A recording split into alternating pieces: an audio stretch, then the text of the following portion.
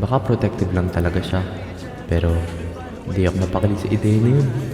Pwede ko naman ipagtanggol ang sarili ko kapag kailangan.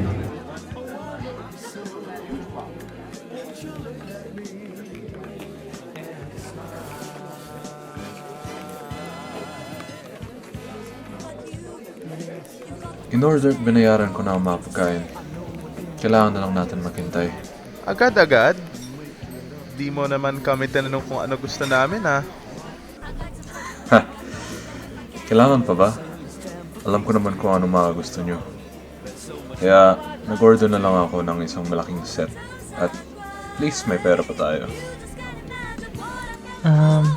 So, ibabalik mo yung extrang pera kay Tito, di ba? Oo naman. Pero, sa tingin ko, okay lang naman sa kanya pag tinago ko na lang. Seryoso ka ba? Siguro ka ba dyan, Sid? Para naman si Cassie. Ha? Alam mo ba gusto niya? Talino mo talaga. Pasensya na, Castor. Sasalihin kita sa susunod. Okay lang. Salamat. Ay, mahihirapan ako makisama sa mga taong to.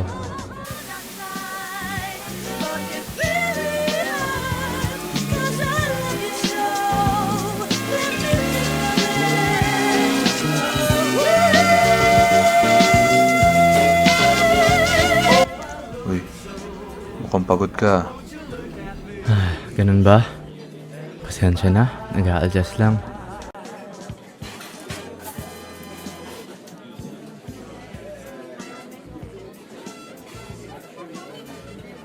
Yan. Labas mo lang. Okay lang. Dito naman kami pag kailangan mo ng tulong. Alam mo yun? Makasabi ka parang matagal na tayo magkilala. Das. Wala naman mali dyan, di ba? Nandito ka na sa amin. Hindi ka naman masasaktan pag naging komportable ka dito. Ano ba gusto nito sa akin? Salamat sa alay. Castor, di lang ito alay. Dito ka na sa amin. At gusto kong siguraduhin na masaya ka dito. Parang sinasabi mo na wala akong choice dito ah. Tama ka dyan, pre. Wala ka ng choice, Cassie. Dito ka na lang. May! Ano? Sinasabi ko naman yung katotohanan, ah. Hindi naman mali, di ba? Naiintindihan ko na ata siya. Tuwing bumubukas yung bibig niya, puro pangkinis ang lumalabas. Siguro ang saya mo, no? Maging mas magalang ka sa silid na to. Pwede. Pero, mas nakakatawa naman to. Ano opinion mo, Cassie?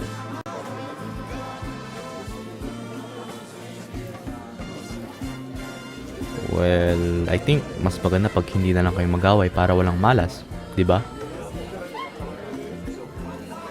Hoy!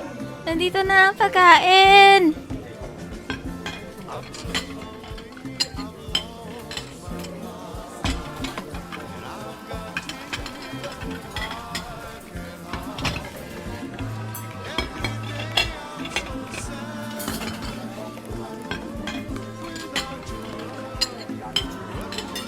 Dap, wag mo namang kunin kalahati ng lisyong kawali. Kukuha naman sana ako. Pero pa naman dyan para sa'yo? Di naman yun yung point ko. May problema ba? Meron pa naman tayong pera. Pwede naman tayo mag-order ng isa pa kung kailangan. Wag, di na kailangan. Matatapon lang yan. Next time, layuin na lang natin ang lechon kawali sa kanya para hindi niya kunin lahat. Hoy! Kuripot mo man, Ana. Alam mo naman di ko mapigilan sarili ko. Sarap ng pagkain eh. Ay, naku.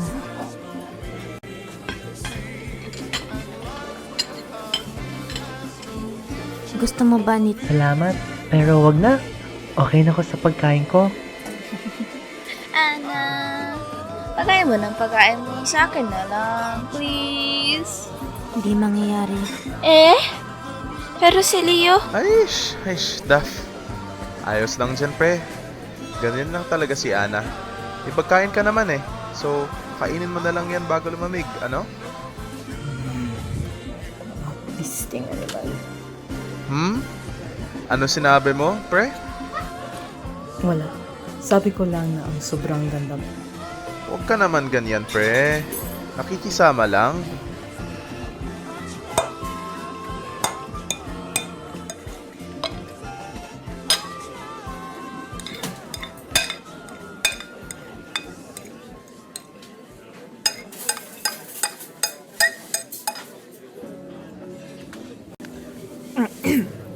Ano? Ginagaya mo na ba si Duff at gusto mo kunin na rin pagkain ko, ha? Gah! Huwag ka nga magsalita habang kumakain ka. At hindi, ayoko pagkain mo. Oh, sabat mo ako titingnan. May gusto ka ba? Ha? Hindi, nag-ano lang. Tinitinan lang kita. Ay, ganun ba? Kinikilig naman ako. Ay, sana din na lang ako nagsalita. Huwag ka nga, alam mo namang hindi yun ibig sabihin ko.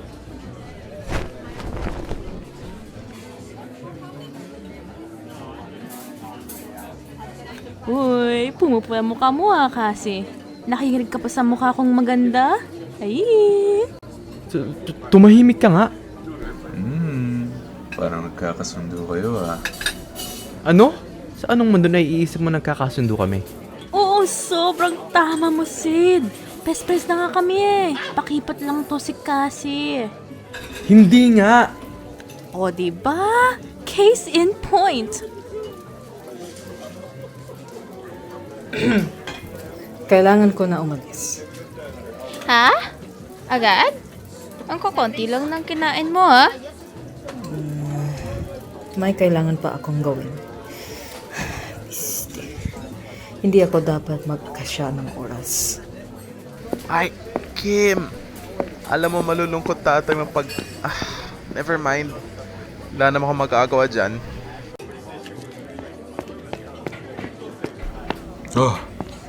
Nanghihingit ka naman dyan, ate.